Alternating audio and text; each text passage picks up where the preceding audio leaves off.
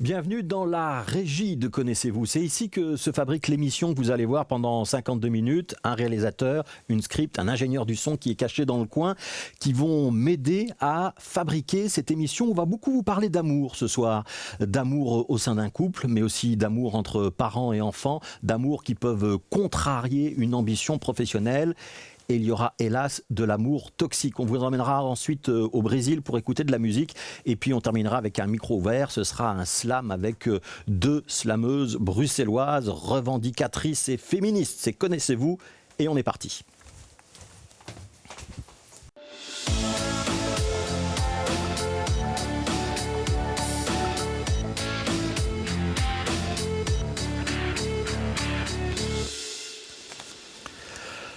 Bonjour Barbara Abel. Bonjour.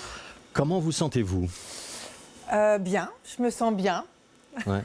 Vous me demandez où vous êtes. Vous connaissez ce studio ? Oui, je le connais. Je suis déjà venue plusieurs fois ici, donc oui, c'est pas un lieu inconnu. Ouais. Vous vous demandez où vous devez vous asseoir ?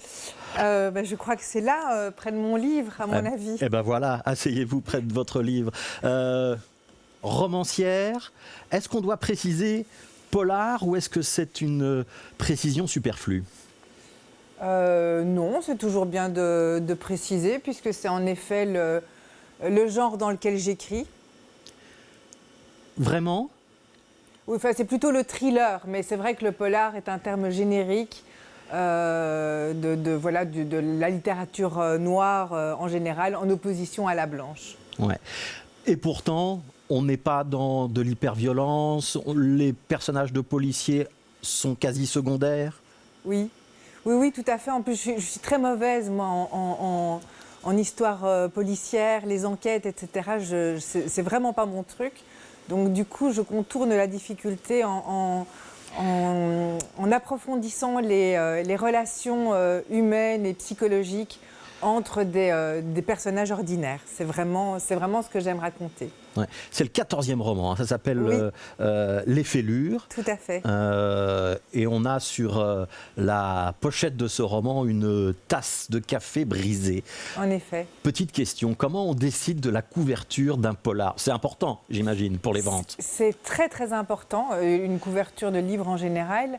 C'est le premier contact qu'il y a avec le lecteur. C'est ce qui va décider que le lecteur va s'intéresser au livre ou pas. Et donc, il y a des graphistes dans les maisons d'édition qui sont spécialisés donc, dans les couvertures de romans. Et là, c'est la graphiste de chez Plon qui a trouvé d'abord l'idée de mettre un objet du quotidien, mais cassé, en tout cas abîmé, et qui a fait plusieurs propositions. Et donc, cette image... Vraiment, au premier coup d'œil de cette image, j'ai tout de suite su que c'était ça. C'est vous qui validez la couverture ? C'est moi qui valide la couverture. Moi et l'éditrice, évidemment. Oui, tout à fait.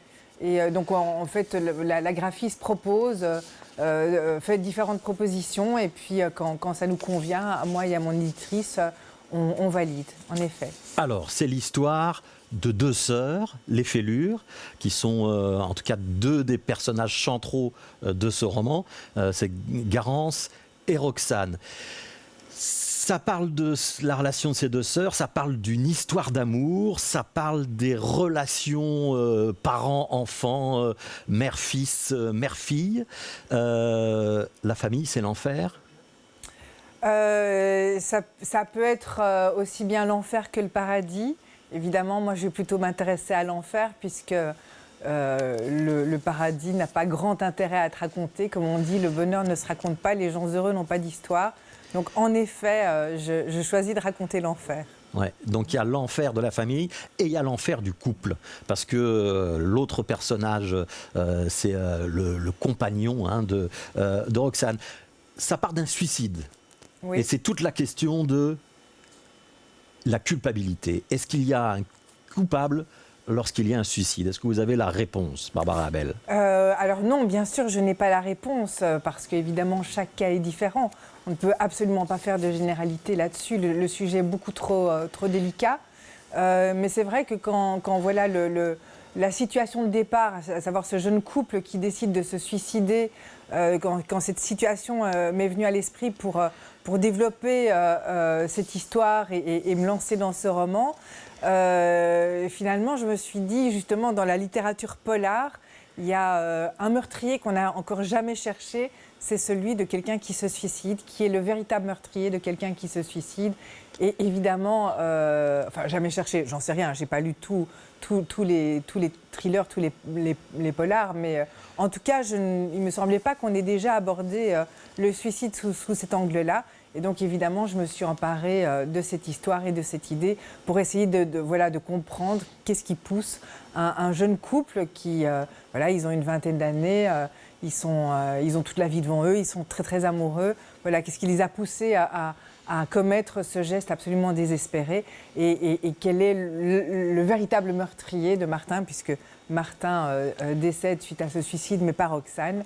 Est-ce que c'est lui et puis ou est-ce que c'est les autres? Voilà, et donc Roxane et Martin qui se suicident. Roxane en réchappe et on va suivre cette Roxane et on va surtout suivre l'enquête de Garance, parce que c'est un petit peu Garance, la sœur, qui mène un petit peu l'enquête. Au départ, il y a une histoire vraie. Il faut expliquer ça, Barbara Abel. Oui. C'est un procès auquel vous avez assisté. Voilà, exactement. Donc c'est pour les besoins du scénario d'une série que j'ai coécrite avec Sophia Perrier, ma co-scénariste, et donc une série pour la RTB, et qui est actuellement en tournage. Et un des épisodes se passe dans un procès d'assises. Donc on a été assisté à un procès d'assises, parce qu'on ne savait pas du tout comment ça fonctionnait, un procès d'assises belge, parce qu'on fait une série belge. Et dans ce procès, l'accusé était un homme, alors lui était beaucoup plus âgé, il avait une 60aine d'années, qui était accusé d'homicide volontaire sur la personne de sa maîtresse avec qui il s'était suicidé. Ils s'étaient suicidés tous les deux, sauf qu'elle avait... Elle était décédée suite à ce suicide et lui avait pu être sauvé. Et voilà, et ça a été 5 jours absolument très forts au niveau émotionnel, parce qu'on a évidemment appris toute la vie de cet homme à travers différents témoignages, les personnes qui sont venues justement témoigner à la barre. Et chaque fois, on apprenait un peu plus de sa vie, de son passé, et de finalement ce qui l'avait poussé au final à commettre ce geste. Et c'était vraiment une histoire qui m'avait énormément touchée. Donc j'ai décidé non pas de raconter son histoire, parce que son histoire n'a absolument rien à voir avec mon roman, mais de prendre cette situation de départ avec d'autres personnages, une autre histoire, et de développer cette situation. Oui, vos suicidés à vous, ils sont très jeunes, hein, ils sont plutôt au début de leur existence. Exactement. Et non pas à la fin, et c'est peut-être même leur premier grand amour. Il y a une différence de classe sociale entre ces deux personnages. Ça fait aussi partie des ingrédients du roman et des clés qu'on est peut-être amenés, nous lecteurs, à envisager pour comprendre. Oui, ça c'est vraiment parce que, évidemment, il y a une partie du roman, c'est l'enquête judiciaire, l'enquête policière, mais c'est pas trop ce qui m'intéressait moi. Comme je vous l'ai dit, je suis pas très très bonne en histoire policière. La vraie enquête est au niveau plutôt humain et psychologique. Et c'est vrai que voilà, ça faisait partie des codes du thriller, c'est-à-dire que de marquer une différence sociale entre Roxane et Martin pouvait évidemment conduire les soupçons sur Roxane de manière plus évidente et me permettre, moi, évidemment, d'aller plus loin dans la psychologie des personnages pour dépasser ce clivage-là. On ne va pas tout raconter, mais Roxane, elle est donc issue d'un milieu modeste, elle est cabossée par la vie, hein, elle a une maman alcoolique, elle a une jeunesse qui n'est pas rose, mais c'est ça aussi qui fait qu'elle est dans une fratrie. Alors c'est pas le bon terme parce que ce sont deux sœurs, donc on dit une sororie, je pense, une sororie avec Garance. Elles sont très liées. Et en même temps, ça c'est un des ingrédients du roman, on peut être très lié avec quelqu'un et il y a malgré tout beaucoup de choses qui nous échappent. C'est-à-dire qu'il y a peut-être une relation très forte, mais des zones d'ombre qu'on n'a pas vu venir. Oui, bah là aussi, ça fait partie des codes du thriller, c'est-à-dire évidemment essayer de présenter une image de prime abord assez idyllique, et puis évidemment quand on va creuser, de présenter, de mettre à jour ces fêlures qui font partie intégrante de l'histoire et qui sont aussi forcément qui entrent dans l'équation de ce geste que Roxane finit par poser avec Martin. Mais ça, évidemment, il ne faut pas trop en parler, sinon... On va pas tout dire. Ouais. Il y a une pile d'objets à votre gauche. Oui. Le premier, vous le connaissez. Oui. Vous allez le prendre en main si vous voulez bien. Et je vous propose de l'ouvrir à la page 229. Oula! Voilà, la page est cornée, donc vous allez directement pouvoir la trouver. Voilà, 229. oui, tout à fait. Et il y a un petit paragraphe, c'est en bas de la page, et je vous propose de le lire. D'accord. Ok, d'accord. Quelques instants plus tard, Garance se retrouve dehors, un peu sonné. Le passager clandestin est toujours là, accroché à son utérus, et cette présence qui jusqu'ici existait surtout dans sa tête devient à présent terriblement concrète. Une lame de fond la prend par surprise, elle remonte de ses entrailles et déferle dans sa poitrine. Garance suffoque soudain, là, en plein milieu de la rue, elle a du mal à respirer. Au même moment, des larmes inondent ses paupières et coulent sur ses joues, abondantes. Et la voilà debout, au milieu du trottoir, seule, secouée de sanglots, sans comprendre ce qui lui arrive, si ce n'est cette image d'elle qui trébuche en plein stade, à quelques mètres seulement de la ligne d'arrivée, au milieu des huées du public. Il raconte quoi ce paragraphe, Barbara Abel? En fait, il raconte en fait le combat entre la vie et la mort. Le passager clandestin. Voilà, c'est la vie. C'est un embryon, c'est une jeune femme qui est donc enceinte. Exactement. Donc qui est tiraillée. C'est Garance, donc c'est la sœur de Roxane. Roxane qui a voulu se donner la mort. Et Garance qui porte un enfant qu'elle ne compte absolument pas garder. Parce que voilà, c'était pas du tout dans ses projets. Garance en plus a un gros problème, Elle refuse, depuis qu'elle est toute petite, elle refuse de s'attacher à qui que ce soit ou à quoi que ce soit, parce qu'elle a très vite compris que quand elle aimait, quand elle s'attachait à quelque chose ou à quelqu'un, elle risquait de souffrir si ce quelque chose ou ce quelqu'un venait à disparaître. Et donc pour elle, c'est tout à fait hors de question de mettre au monde un enfant qui pourrait risquer de l'émotion en elle. Et donc voilà, et donc elle a décidé de se faire avorter. Ouais. Sauf que, évidemment, avec tout ce qui se passe dans cette histoire, c'est sa sœur qui a tenté de se suicider, etc. Déjà, elle n'a plus trop le temps de s'occuper de ça. Et puis, ouais. Voilà, c'est une sorte de métaphore, de combat entre la vie et la mort. Ouais. Cette thématique, grossesse, avortement, on la retrouve à plusieurs moments dans le livre. Parce que vous écrivez comme ça, vous écrivez avec cette technique un peu de pointillé. Il y a des thèmes qu'on retrouve à intervalles réguliers. Complètement. Il y a aussi le thème de la maternité, donc ce refus de la maternité, et aussi la difficulté d'être mère. J'ai l'impression qu'il y a beaucoup de vos romans qui tournent autour de ça, non? Oui, complètement. Mais bon, déjà, c'est vrai que comme en général, toutes mes histoires sont des gens ordinaires à qui va arriver quelque chose d'extraordinaire, qui sort de l'ordinaire. Et c'est vrai que moi, ce qui m'intéresse évidemment, c'est de raconter les réactions, les émotions et les confrontations psychologiques entre les différents personnages. Comme c'est des gens ordinaires, je peux jamais vraiment faire l'impasse. Enfin, je peux jamais faire l'impasse sur le côté familial. Et c'est vrai, plus particulièrement l'image de la mère. Parce que pour moi, c'est un des personnages les plus importants que chacun d'entre nous a dans sa vie. C'est le personnage déjà qui nous donne la vie. C'est le premier contact social, humain, relationnel qu'on a quand on vient au monde. Et c'est ce qui nous marque à tout jamais, que la mère soit absente ou présente, que la mère soit positive ou négative. C'est vraiment elle qui va marquer au fer rouge nos premières années. Donc forcément, c'est un personnage super important. Voilà, moi je suis maman et puis je suis fille aussi.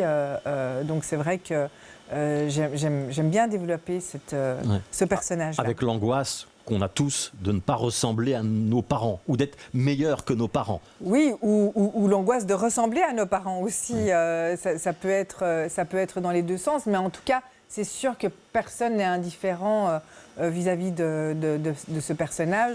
Et comme une grosse part de mon roman fonctionne sur l'émotion que je peux provoquer chez le lecteur, sur l'identification, voilà, évidemment, je me sers de tout ça pour justement provoquer cette émotion. Voilà, donc ça s'appelle Les Fêlures de Barbara Abel.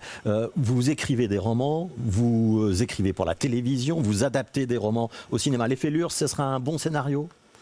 Ah ben, j'espère. Après, voilà, moi, on me demande souvent, comme j'ai eu des adaptations au cinéma, donc Duel, etc. Notamment, c'était au départ d'un on de me vos demande romans. souvent si quand j'écris maintenant, j'écris pour être adapté. Non, absolument pas. Moi, j'écris un roman et je pense même que c'est le fait d'écrire un roman qui permet justement aux scénaristes ou aux réalisateurs de pouvoir rêver, de pouvoir justement fabuler et fantasmer sur le roman. Je pense que si j'écrivais un roman pour être adapté, entre guillemets, ça ne marcherait pas du tout. Donc le réalisateur ou le scénariste n'aurait plus du tout envie de l'adapter et d'en faire son histoire, son bébé à lui. Donc non, pas du tout. Moi, quand j'écris un roman. Donc après, je ne sais pas du tout si ça peut provoquer une envie chez un réalisateur ou chez un scénariste. Eh ben, on verra ça dans quelques années, si on voit Les Fêlures au cinéma. Oui. Vous allez rencontrer 2 personnes dans cette émission, Barbara Abel. La première, je pense que vous la connaissez, Fabrice Murgia. C'est un nom qui vous dit quelque chose ? Oui, tout à fait, oui, complètement. Ouais. Quelle image vous avez de lui ? Un personnage absolument brillant. J'ai vu des pièces de théâtre au Théâtre National qui sont toujours d'une qualité très très haute. Et puis voilà, un destin. Allez, arrêtez-vous là parce qu'il va rougir. D'accord. Fabrice Murgia. Bonjour. Voilà, enchanté. Merci. Fabrice Murgia, bon, elle vous connaît, mais est-ce que vous pouvez quand même vous présenter auprès de Barbara Abel ? Oui, parce que Fabrice, voilà, enchanté. Voilà, je suis là, très excellente réalisatrice ou réalisateur, je ne sais pas, mais il y aura maintenant quelqu'un dans le contre-champ. Voilà. Enchanté, voilà, je crois que c'est le principe, c'est qu'on se rencontre. Voilà, exactement. Acteur et metteur en scène. Oui, tout à fait. En fait, ça fait longtemps que je joue plus, moi, parce que je m'étais effectivement consacré au fait de raconter des histoires, de créer des spectacles, et on ne pouvait pas être au four et au moulin non plus. Et puis aussi, je me suis un peu occupé du Théâtre National pendant 5 ans. Oui. Et ça, je n'ai pas prolongé, j'ai fait un mandat pour encore faire d'autres choses. Et donc là, maintenant, je suis dans un moment beaucoup plus disponible artistiquement aussi. Donc voilà. Et on va parler donc d'une pièce qui va être à l'affiche du Théâtre National la semaine prochaine, c'est La Dernière Nuit du Monde. Voilà. Est-ce que vous pouvez expliquer l'argument de cette pièce, Fabrice Murgia ? Oui, alors c'est un spectacle qui a été créé l'été dernier. D'habitude, j'écris et je mets en scène en même temps les spectacles, donc ça se passe vraiment sur le plateau, tout se passe en même temps. Mais là, j'ai travaillé avec un auteur pour la première fois, qui est Laurent Godet, et qui est quelqu'un avec qui j'avais déjà travaillé auparavant. En 2014, on avait fait un opéra-cirque ensemble. Laurent avait écrit le livret, moi j'avais fait la mise en scène. Et on avait toujours eu envie de retravailler ensemble. Et on a travaillé autour d'un essai de Jonathan Crary qui s'appelle 24 heures sur 24, le capitalisme à l'assaut du sommeil, et qui parle de tentatives qui existent dans le monde de mettre fin à la nuit, parce qu'il y en a plein. On essaye de rogner sur le temps de sommeil, parce que pour des raisons notamment pécuniaires, voilà, ou de rendement de vie. Et on a imaginé, j'en viens donc à l'argument de la pièce, on a imaginé un monde où une pilule permettrait de dormir 45 minutes et d'être totalement reposé. Et on a imaginé ce monde sur une trentaine d'années pour voir comment il basculerait, vers quoi. Et on s'est vraiment mis à écrire une dystopie avec un thème sanitaire aussi. Et c'est tombé un peu par hasard, mais on l'a écrit pendant la pandémie, donc nos plans étaient un peu chamboulés, mais pour le bien, je crois, du spectacle. Oui. Et alors, conclusion, cette pilule... positive ou négative? Je ne vais pas dire de spoiler, hein. Mais évidemment, alors évidemment en ligne de fond, elle est très négative parce qu'elle va critiquer l'accélération de la vie qu'on éprouve chaque jour. Mais quand même, je trouve que Laurent a fait un super travail en termes de... Il tempère beaucoup, c'est un projet social. Par exemple, mon personnage, le personnage de Gabor, va défendre cette pilule. Et il la défend pour des raisons sociales, des raisons de gauche même, très militant, très engagé. Et alors évidemment, on voit que c'est du social à très court terme, qui ne prend pas en compte les générations futures, par exemple. Ouais. C'est Fabrice Murgia, c'est même une critique de la politique. Votre personnage de Gabor, c'est un espèce de conseiller, on dirait un spin doctor. Il est à mi-chemin entre la communication et le conseil politique. Et c'est celui qui est chargé de vendre aux populations l'acceptation de cette pilule, de leur faire avaler que ça va être pour un bien. Je vous propose qu'on voit un extrait de cette pièce et puis on en reparle juste après. Le 29 octobre à minuit, Awaken mettra sur le marché sa pilule après plus de 10 ans de recherche. La pilule permet de compresser les bienfaits d'une nuit entière en 45 minutes de sommeil effectif. Awaken entend désengorger le jour et démultiplier les possibilités temporelles des citoyens et des citoyennes de 51 pays qui ont signé le protocole de mise en circulation. Les choses deviennent sérieuses. De quoi tu parles? On t'envoie à l'autre bout du monde porter la sainte parole de ta chère patronne. Pourquoi tu dis ça comme ça? Tu vas partir? Bah oui. Tu sais bien que oui. Ok, mais dis-le devant la caméra. Je vais partir, Lou. Très bien, mais je n'ai pas encore énoncé mes conditions. Ok, vas-y. Merci. Alors, considérant que tu pars à l'autre bout du monde pour régler les derniers préparatifs, donc considérant donc que tu me... c'est lourd, c'est relou. Considérant donc que tu me laisses toute seule dans ce grand moment de solitude... Lou. Oui, Gabor, il est stipulé par contrat que tu me dois des heures entières à ne rien faire d'autre que me regarder. Des heures entières à ne rien faire d'autre que regarder l'autre. Ça aurait pu arriver à vos personnages, ça, Barbara Abel. Hein, votre couple, ils pouvaient passer des heures entières à se regarder. L'idée est belle, oui. Ouais, bon, c'est pas ce qui va se passer. On a reconnu un bout du studio de BX1 dans cette scène, Fabrice Murgia. Je voudrais qu'on explique un peu qui est l'autre personnage qui vous donne la réplique. C'est Nancy Scusi. Parce que c'est un couple, là aussi. Hein, il y a des correspondances entre les deux œuvres dont on traite là. Effectivement, le personnel de la chaîne a été mis au travail sur le spectacle. Non, mais on les remercie pour ça parce que c'était très important pour nous, au passage, je vais répondre à la question, d'arriver à faire croire au théâtre à une histoire mondiale. Donc on a vraiment travaillé avec des plateaux télé, etc. Parce que l'argument médiatique est très important, parce qu'il s'agit de l'histoire du monde qui bascule et il faut que le public y croit un peu. Et dans cette histoire du monde qui bascule, on va parler d'une histoire très intime. Toujours l'idée de la petite histoire dans la grande histoire.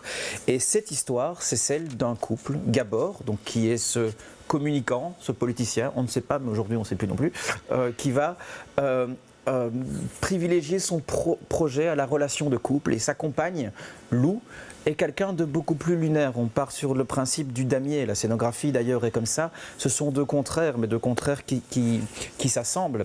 Et Lou est quelqu'un dont on imagine qu'elle est peut-être... artiste, ou en tout cas qu'elle fait du jazz, elle chante dans le spectacle, donc elle a peut-être une vie qui est en contraste à celle de son compagnon, ce qui ne les empêche pas d'être un couple heureux. Mais le projet va prendre le pas sur ce couple, et Lou va disparaître. Donc il y a une histoire fantastique qui arrive au milieu du spectacle, fantastique sur le plan du genre, je veux dire, bien sûr. Et Lou va, alors que Gabor est en voyage d'affaires pour le lancement de cette pilule, c'est un lancement mondial évidemment, il est à Singapour, il est on ne sait pas où, moi dans ma tête d'acteur je suis à Singapour quand je raconte cette partie du spectacle, mais ce n'est pas dit. Et il a un coup de fil et il apprend que Lou est à l'hôpital. Elle a eu un accident, elle a pris une pierre dans le visage, un jet de pierre suite à une manifestation qui a lieu dans un mouvement qui s'appelle Nuit Noire, un mouvement contre cette pilule. Et il ne sait rien faire. Il est là et c'est la dernière nuit du monde parce que demain on va prendre cette pilule, la planète entière va prendre cette pilule et dormir seulement 45 minutes. Et il se rend compte qu'il est démuni. Et il passe cette nuit dans cette ville et au petit matin on l'appelle et on lui dit ben voilà, la chambre est vide, on ne sait pas où est votre femme. Elle est morte? Non. On ne sait pas. On ne sait pas si elle est morte ou pas. Elle a disparu. Et pendant des années, Gabor va chercher Lou et il aura finalement... il aura atteint son projet, mais il aura perdu finalement... Ne plus dormir, avoir du temps n'aura aucun sens pour lui si c'est pour être sans Lou. Ouais. Il y a presque une dimension policière, Fabrice Murgia, parce que il y a dans le spectacle donc le personnage de Gabor qui est Monsieur Pilule, mais il y a des anti-pilules.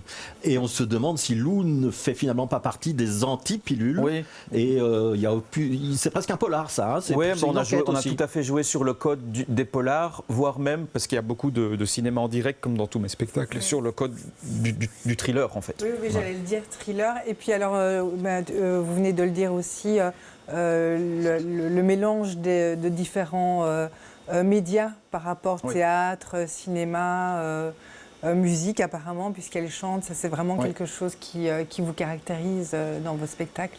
Ouais, ça c'est quelque chose de très important. À vrai dire, il n'est pas tellement intellectualisé à la base. On se dit, qu'est-ce qu'on a sous la main? D'ailleurs, maintenant, je dois vous dire, ça m'embête un peu de travailler dans les théâtres. Je trouve ça trop théâtral. Et je travaille beaucoup dans les classes. D'ailleurs, ici, sur ce plateau, on a fait un JT l'an dernier qu'on peut revoir sur le site de BX1 avec des jeunes, avec 380 jeunes. Un JT fait que de fake news, que de choses qu'ils écrivaient eux-mêmes. Et ça me plaît vraiment beaucoup. Alors j'invite les gens à venir voir le spectacle cette semaine au Théâtre National, mais c'est vrai que ce tournant, ce penchant transdisciplinaire, il a envie maintenant d'aller gratter le public à cet endroit-là aussi. Oui. Barbara Abel, quand on vous parle d'un couple où un a une ambition, a une activité professionnelle extrêmement prenante et l'autre est plus dans la distance, dans le retrait, dans l'introspection, ça a fait écho aux fêlures. Oui, à partir du moment où il y a un déséquilibre, forcément, il y a matière à développer des fêlures.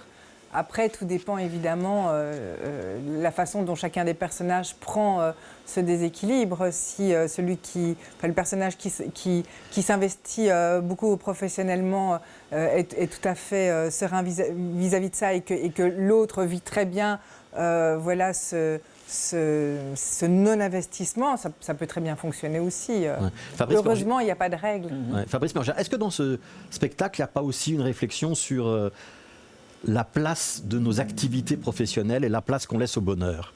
Si, je suis tombé sur une image à l'occasion du 1er mai sur les réseaux sociaux, j'y vais très peu, mais là j'ai vu ça m'a fait rire, qui était une ancienne affiche pour le 1er mai qui disait 8 heures de sommeil, 8 heures de travail, 8 heures de loisirs.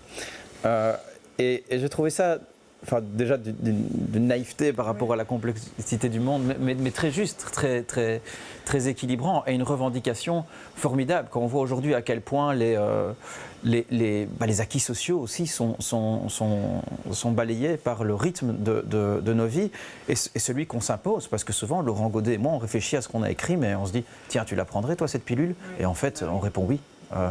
Alors on a toujours une bonne raison de la prendre, parce qu'on écrirait plus. On écrirait plus de bouquins, mais parce qu'on pourrait la combattre même. En la prenant, on aurait plus de temps pour faire de la culture active. Mais en fait, nous, les artistes, je pense qu'on est les premiers à... Moi, je ne connais pas un artiste qui ne passe pas tout son temps à travailler. Oui, que ce soit... Même quand il n'a pas travaillé. Voilà, c'est ça. Et que ce soit de manière physique ou juste dans la tête, c'est du temps de cerveau. Moi, je me souviens, un jour, j'étais un peu affalée dans mon divan et mon fils est passé... il m'a dit « Qu'est-ce que tu fais ?» Je lui ai dit « Je bosse ». Et c'était vrai. Excellent, que je bossais. C'est ça, ouais, bien sûr. Ouais, tout à fait. C'est paradoxal de dénoncer cette pilule, cette fuite en avant de l'humanité vers toujours plus de travail, toujours plus de productivité. Parce que c'est quand même ça la trame d'En attendant la nuit. Et en même temps de vous dire, moi aussi j'ai envie d'être peut-être plus productif. Oui, mais après, il y a l'argument économique dont on parle, mais il y a aussi l'argument écologique, parce que la nuit, il y a peu, bizarrement, de spectacles sur l'écologie. Ça commence, il y en a peu, c'en est pas un non plus, hein, mais la question de tuer la nuit, et Marx avait prédit que le capitalisme s'attaquerait à tous les cycles naturels. Alors effectivement, aujourd'hui, la faim, la soif, l'amitié, l'amour, tout ça s'achète et se vend. La nuit... ça reste un espace quand même très frustrant, parce que quand on dort, on ne fait rien. Évidemment, on fait tout ce qui se passe dans notre cerveau, tout dans ces méandres dont on connaît 1 ou 2%. Évidemment, on fait beaucoup, mais on fait du non mesurable. C'est comme finalement l'artistique, c'est du non mesurable. Je suis dans mon canapé, oui, je bosse. Ouais. Alors, c'est à voir au Théâtre National, Fabrice Murgia. Il y a une première représentation le 9, c'est une... Oui, alors on joue une représentation, on ouvre... Enfin, la Générale devient une représentation publique au profit d'Action Solidarité Logement. Donc on joue pour cette association et plus spécifiquement sur le projet Raphaël 14 qui va, grâce aux entrées, aux billets vendus ce soir-là, qui va permettre à 5 jeunes entre 16 et 25 ans et une famille monoparentale avec 3 enfants d'investir un immeuble pendant plusieurs mois à Anderlecht. Voilà, donc les bénéfices de ce soir-là, où les places sont évidemment un peu plus chères pour la raison philanthropique, iront à ce projet Raphaël 14. Ah, donc ça c'est la représentation du 9 et puis sinon ce sera au Théâtre National du 10 au 14 mai. Théâtre National dont vous n'êtes plus le directeur, voilà. On le rappelle. Mais vous travaillez très bien accueilli toujours. Ouais. On rappelle par contre que vous travaillez aussi sur un nouveau projet, c'est-à-dire que grâce à vous, il y aura bientôt une nouvelle salle de spectacle à Bruxelles. Quand je dis bientôt, ce sera l'année prochaine. Hein. Oui, c'est pas grâce à moi, mais c'est un projet de Bruxelles Laïque, donc le Festival des Libertés, si vous connaissez. L'idée est d'essayer de reproduire cette dynamique sur toute l'année. Voilà, avec une salle qui sera... Évidemment, il y aura, à mon avis, il y aura peu de théâtre ou une forme de théâtre beaucoup plus interactive, particulière, plus sur le plan de l'expérience aussi sociale, artistique, avec des citoyens et des citoyennes, parce qu'il y a le Théâtre National à côté, donc l'idée est quand même de créer un pôle artistique qui ne vient pas se concurrencer, d'ailleurs il y a plein de salles à côté, mais quand même beaucoup de musique nouvelle, beaucoup de débats, beaucoup de cinéma documentaire et beaucoup de discussions et d'ateliers citoyens. Voilà, ça, c'est une salle dont je ne sais pas si ça s'appellera le variété ou pas, tout ça, peut-être un projet citoyen pour le décider. Et on aura sûrement l'occasion d'en reparler. Fabrice Murgiard, Barbara Abel, vous êtes l'un en face de l'autre. Est-ce que vous vous dites, tiens, un jour peut-être qu'on travaillera ensemble ? Mais moi j'étais très intéressé par ce que vous disiez sur Faut d'abord pour répondre à la question, moi je pense que je peux travailler avec toutes les surprises, pourquoi pas. C'est ça qui est bien dans nos métiers, c'est qu'il y a une liberté totale et qu'il y a des connexions à faire avec tout en fait. Mais je me disais, quand on peut se tutoyer peut-être, voilà, quand je t'entendais sur la question du storytelling, du schéma narratif et que tu préférais te concentrer sur la profondeur des personnages, moi c'est exactement l'inverse, quoi. J'ai besoin d'aller chez les acteurs pour qu'ils m'aident à travailler parce que bizarrement, je conçois le plateau comme un espèce de grand bras où il se passe des choses, mais j'ai besoin des comédiens. Est-ce que toi, tu plonges dans tes personnages comme une comédienne au final ? Mais en fait, c'est exactement ça. En fait, déjà, moi, j'ai suivi des cours de théâtre. Quand j'étais ado, je voulais devenir comédienne. Enfin, je voulais devenir star, évidemment. Vous avez même joué un petit peu, Barbara Abel. Et voilà, donc j'ai suivi des cours de théâtre. J'ai même vécu 2 ans à Paris où j'ai là aussi suivi des cours de théâtre, fait du théâtre de rue, etc. Et puis voilà, et puis la vie a fait que finalement j'ai fini par écrire des bouquins. Mais en fait, c'est exactement la même chose. C'est-à-dire que en fait, toute ma formation de comédienne m'aide énormément dans l'écriture parce que j'interprète mes personnages, c'est-à-dire la manière dont je les fais bouger, dont je les fais parler, dont je les décris. Tout ça, c'est de l'interprétation. Et l'émotion est très très proche de celui de la comédienne que j'ai été, du souvenir de la petite expérience théâtrale que j'ai eue. Donc ça, tout à fait. Et c'est vrai que comme j'écris aussi pour la télé, là, depuis récemment, c'est assez récent, je me rends compte, je réalise la différence d'exercice entre écrire un roman et justement rentrer et décrire la profondeur psychologique, la profondeur des émotions, etc., pour essayer de toucher le lecteur, et puis devoir traduire ça pour la télé, c'est-à-dire de manière visuelle. On ne peut pas évidemment écrire de la même manière la façon dont un personnage réagit de l'intérieur quand c'est pour la télé. Par exemple, il faut le décrire du côté extérieur, quoi. Alors, bien sûr. 2 écritures différentes. On va même passer à une 3e écriture, si vous voulez bien, dans cette émission. Barbara Abel, objet suivant à votre gauche. Est-ce que vous pouvez le prendre et me le décrire ? Alors, c'est un 33 tours. Sur lequel il est marqué 9 and half, j'imagine, Vai Baby Volta. Est-ce que vous avez idée de qui est derrière ce 33 tours ? Absolument pas. Eh bien, c'est David Beauvais et vous allez le rencontrer. Ça va ? Oui, très bien. Bienvenue. Vous avez un frigo à la maison ? Oui, bien sûr. Oui. Ah, c'est gagné. Ah, d'accord. Ah, ben voilà. Ah, Il est venu avec ses très beau. stickers. Très beau sticker. D'accord. David Beauvais, Ah ben est-ce que voilà. vous pouvez vous présenter ? Je suis David Beauvais, mais maintenant je suis aussi 9.5 parce que j'ai eu un petit accident. Et Remontrez vos doigts, qu'on comprenne bien. Vous êtes guitariste au départ, hein? Oui, guitariste, oui, donc j'ai besoin. Ah ouais. Et vous avez perdu une phalange. Oui, j'ai claqué une porte et c'était collé là. Voilà. Okay. Et donc ça a donné le nom de ce nouveau groupe. C'est pas votre premier groupe, hein? Non. Je commence toujours des nouveaux groupes pour pouvoir faire des autocollants parce que tout commence avec l'autocollant et puis le son. Ouais. Alors vous n'êtes pas très connu côté francophone, mais vous êtes connu côté néerlandophone. Vous pouvez rappeler deux, trois groupes dans lesquels vous avez tourné? Think of One, Flat Earth Society, Bogamaster, Swan. Ouais. Swan, Bogamastas, ça a quand même eu un petit succès. Est-ce que ça dit quelque chose à Fabrice Murgia, par exemple? Pardon? Est-ce que ça vous dit quelque chose, oui, Bogamastas ou c'est Swan? super connu chez nous. Ouais. Ah, bah voilà. Est-ce que vous pouvez décrire votre style, ou en tout cas le style de 9.5, David Beauvais? Oui, donc en 2016, je suis émigré au Brésil pour travailler comme hired hand, musicien engagé. C'est quoi le travail? Voilà, je fais. Donc studio, scène?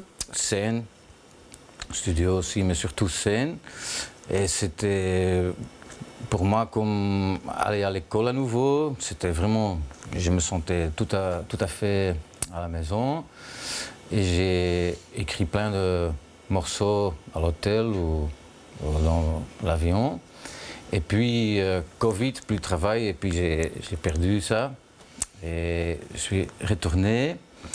Et puis, j'ai dit maintenant, avec tous les démos, je veux faire un disque qu'on peut laisser s'il y a une fête, par exemple, à la maison, living party, tu peux laisser le disque. Il ne faut pas chercher un autre disque parce qu'avant, je faisais toujours une musique et puis samedi et puis lundi matin, vibe. Et maintenant, on a réussi à avoir un son comme ça. Un son. Alors on va écouter un extrait de cet album. Allez, on discutera un petit peu du style après. On va écouter un premier extrait, ça s'appelle Flow Freely.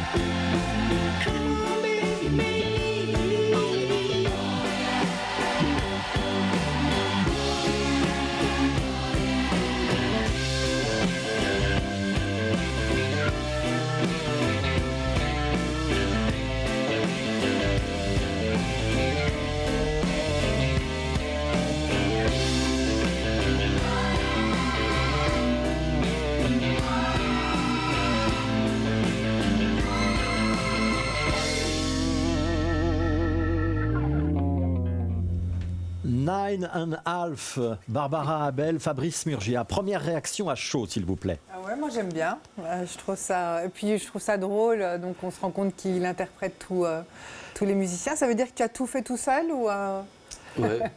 On a réalisé aussi. C'est un très beau clip. Ah ouais. non, ça c'est un ami, un qui a fait, ouais. Ouais.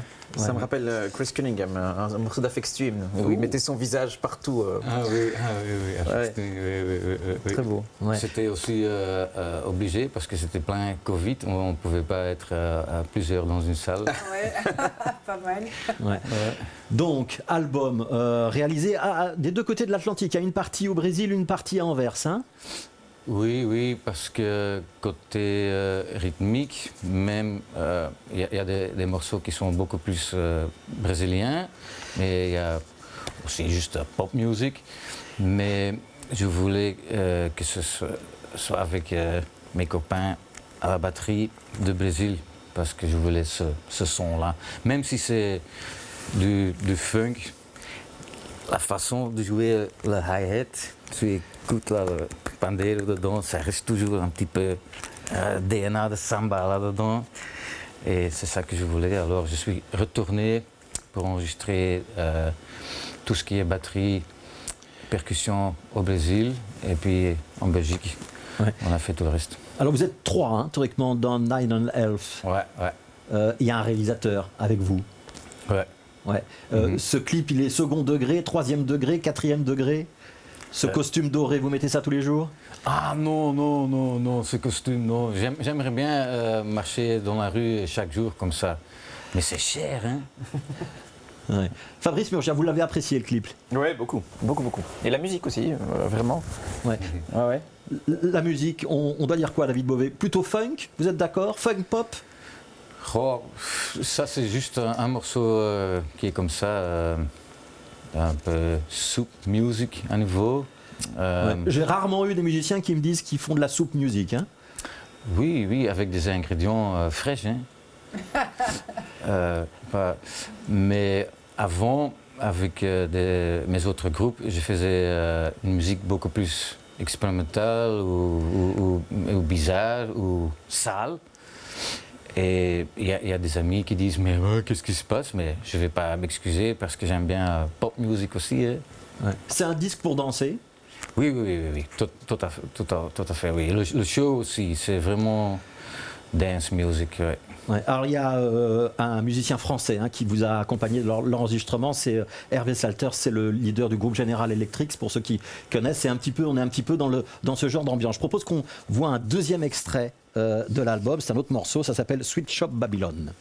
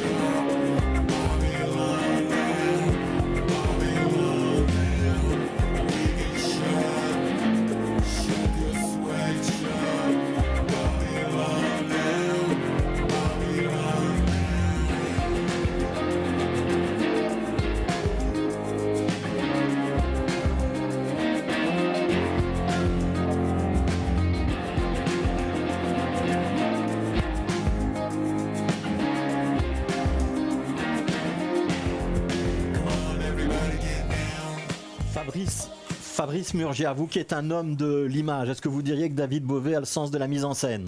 Ouais, mais je trouve qu'aujourd'hui, les artistes musicaux je ne sais pas si c'est parce qu'ils ont été aussi obligés, enfin même avant en fait, mais le sens de l'image est souvent indissociable pour moi du son, quoi. Ouais. Pour moi, je vois des gens qui ont des univers, c'est tout, et puis voilà. Ouais. L'univers, Barbara Abel, de David Bovet, il vous touche? En tout cas, il ne laisse pas indifférent, ça c'est sûr et certain. Rien qu'à voir nos réactions ici dans le studio quand on a vu le clip.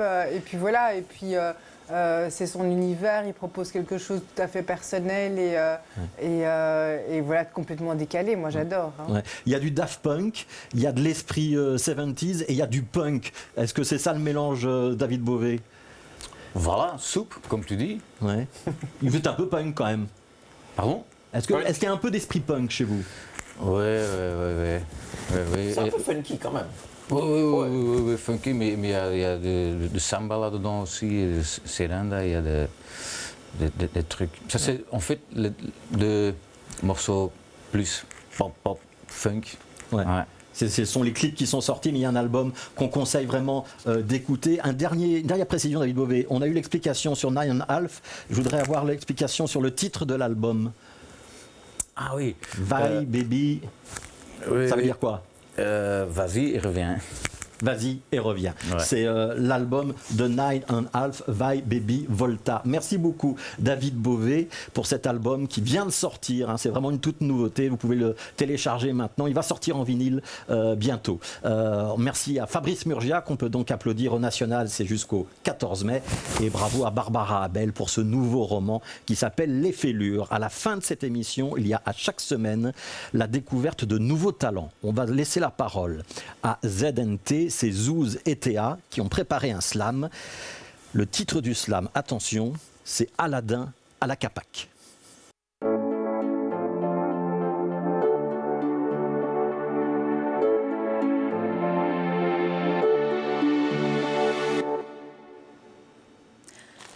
Tu m'as vu sur scène, mon talent t'obsède. T'as cru que je shine, que j'ai de l'inspi. Mais tu capes pas qu'en arrière-fond. Il y a des heures de galère où ma carrière fronce, des journées entières où la page blanche fonce. Qu'est-ce que c'est trop beau la vie d'artiste, comme il l'a dit qu'au baladé. Le calibre en génie comme Aladdin. Sauf nous, c'est pas la lampe qu'on doit frotter. C'est la capac, les PQ, la FGTB.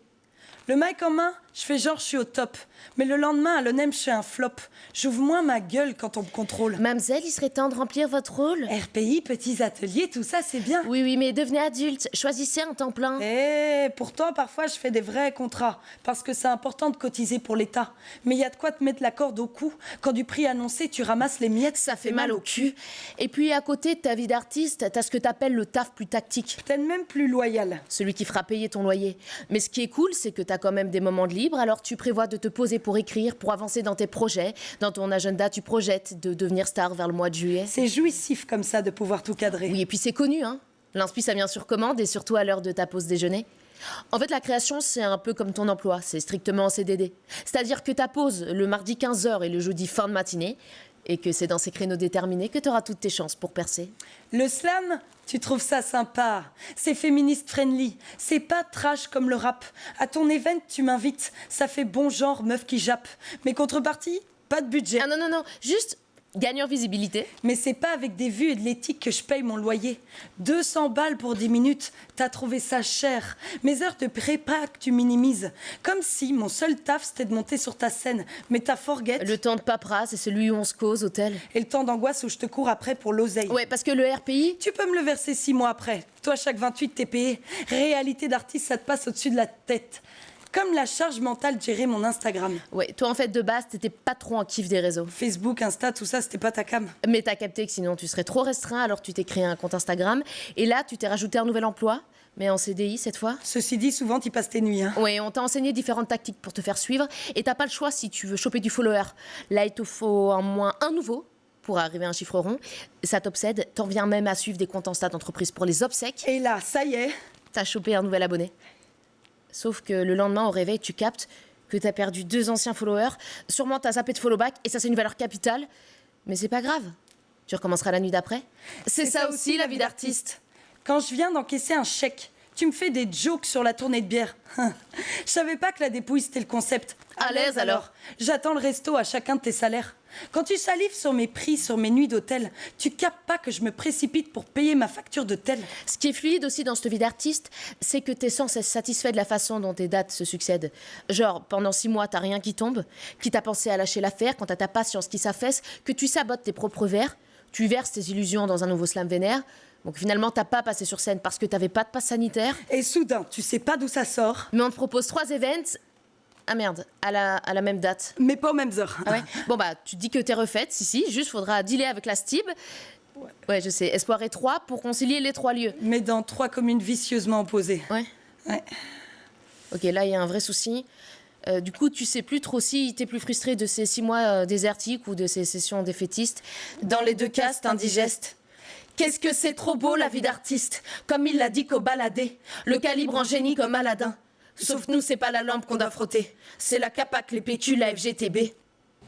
Z, NT, Zouz et Théa que vous pourrez entendre slammer, ce sera le 17 mai à la ferme du Douer à Ottigny, mais aussi le 25 juin à Bruxelles dans le cadre du festival Bi-Équal. Elle prépare également un recueil de textes qui sortira au mois de septembre. C'était Connaissez-vous, votre magazine culturel du dimanche soir. On sera là dimanche prochain, 18h30 pour la première diffusion, 20h pour la rediff. Excellente semaine et au week-end prochain.